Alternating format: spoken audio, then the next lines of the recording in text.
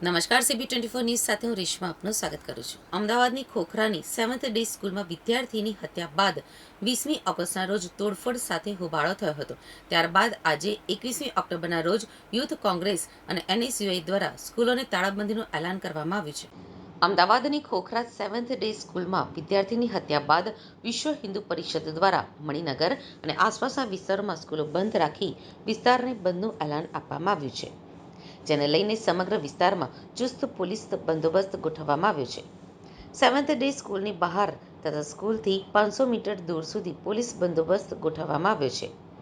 બંધના એલાનને સવારથી જ મિશ્ર પ્રતિસાદ મળી રહ્યો છે।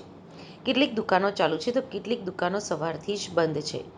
સિંધી માર્કેટ સંપૂર્ણપણે બંધ છે તો મણિનગર, ખોખરા અને ઈસનપુર વિસ્તારની 200 જેટલી સ્કૂલો બંધમાં જોડાઈ છે। પોલીસ બંદોબસ્ત સાથે લોકો દુકાન બંધ કરાવવા માટે નીકળ્યા છે તો મોટી સંખ્યામાં લોકો દુકાન બંધ કરાવી રહ્યા છે। ભારત માતા કી જય, વંદે માતરમના નારા સાથે 50થી વધારે દુકાનો અત્યાર સુધીમાં બંધ કરાવી દેવામાં આવી છે। સવારથી 200થી વધુ દુકાનો બંધ છે। હિન્દુ સમાજે સપોર્ટ કરો અને જય શ્રી રામના નારા સાથે તમામ લોકો દુકાનો બંધ કરાવી રહ્યા છે।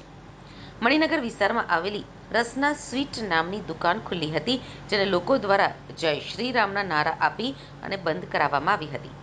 મણિનગર 4 રસ્તાથી કાંકરિયા તરફ હિન્દુ સંગઠનો સાથે જોડાયેલા લોકો દુકાનો બંધ કરાવવા માટે નીકળ્યા છે। 2 હાથ જોડીને લોકોને દુકાનો બંધ રાખવા વિનંતી કરી રહ્યા છે। હાલમાં તમામ ચાલુ દુકાનો બંધ કરાવવામાં આવી રહી છે। સિંધી સમાજ અને વિવિધ સંગઠનો દ્વારા જે પણ દુકાનો ચાલુ છે તે તમામ દુકાનોને બંધ કરાવવામાં આવી રહી છે। મોટી સંખ્યામાં લોકો ભેગા થયા બાદ પોલીસ આવી છે।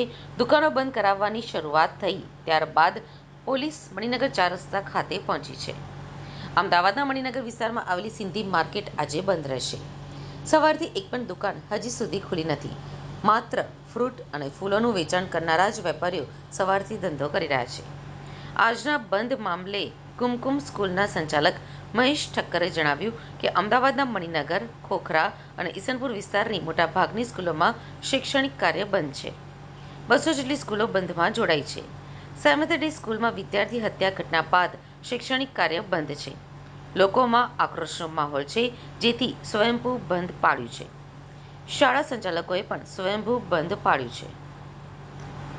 આપણે સૌ જાણીએ છીએ કે ગઈકાલે જે ઘટના બની છે ખૂબ જ દુઃખદ અને કરુણાજનક છે। સમગ્ર શિક્ષણ જગત એને કડક શબ્દોમાં વખોડે છે। મણિનગરની જનતામાં એક આક્રોશ ભભૂકી ઉઠ્યો છે અને પરિણામ સ્વરૂપે તમામ મણિનગરની શાળાઓ અને જનતાએ સ્વયંભૂ બંધ પાડવાનો નિર્ણય લીધો અને મણિનગર, ઘોડાસર, ઈસનપુર વટવાની લગભગ 200 જેટલી શાળાઓ આ સ્વયંભૂ બંધમાં જોડાઈ છે અને પરિણામે આજે શિક્ષણ કાર્યથી દૂર આવી છે। આપનું રમેશભાઈ કોડવાણી।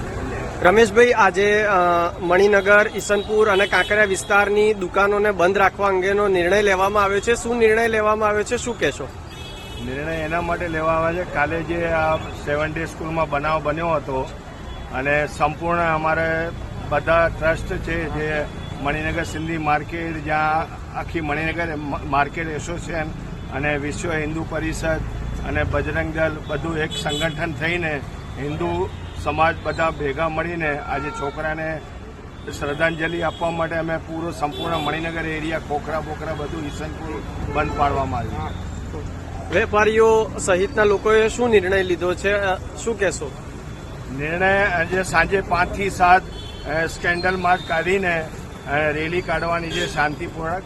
એટલા માટે અમે સંપૂર્ણ એમને શ્રદ્ધાંજલિ મળે અને એમનો ન્યાય મળે એના માટે અમે આ સ્કેન્ડલ માર્ચ 5 થી 7 રાખેલ છે। આપનું? મનોજભાઈ લુહાણા।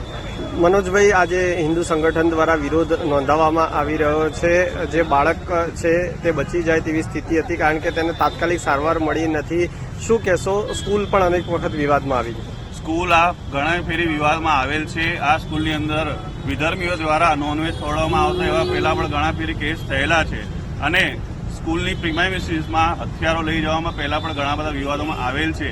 આ કેસની અંદર જો ફર્સ્ટ એડ મળી હોત અને જો એમ્બ્યુલન્સની અંદર કાં તો પર્સનલ વ્હીકલની અંદર જો એ લોકો હોસ્પિટલમાં લઈ ગયા હોત, હોસ્પિટલ પણ પાસે જ હતી, એ લોકો લઈ નથી ગયા। 30 મિનિટ ત્યાં ને ત્યાં જે છોકરો પડેલ હતો, તડપતો હતો અને લોહી લુહાણ થયેલા વિડીયો પણ વાયરલ થયેલા છે।